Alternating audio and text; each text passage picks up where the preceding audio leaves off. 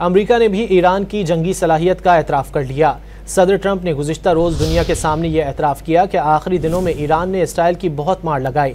अमरीकी सदर ने ईरान के साथ अगले हफ्ते मुज़ाकरात और मुआहदे का इम्कान भी जाहिर कर दिया।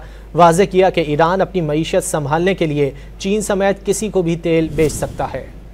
इजरायली जारियत के खिलाफ ईरान के रद्द-ए-अमल ने दुनिया को दंग कर दिया। अमरीकी सदर डोनाल्ड ट्रंप भी तेहरान की भरपूर कार्रवाइयों के मोतरफ हो गए। दी हैग में नेटो समिट के मौके पर कहा कि जंग के आखिरी दिनों में ईरान ने इजराइल की खूब मार लगाई। Israel got hit very hard, especially the last couple of days. Israel was hit really hard. Those ballistic missiles, boy, they took out a lot of buildings, and they've been great. अमेरिकी सदर Donald Trump ने जौहरी programme पर Iran से अगले हफ्ते मुज़ाकरात और मुआहदे का भी इशारा दे दिया और इसकी अहमियत पर भी खुद ही सवालात उठा दिए। We're going to talk to them next week with Iran.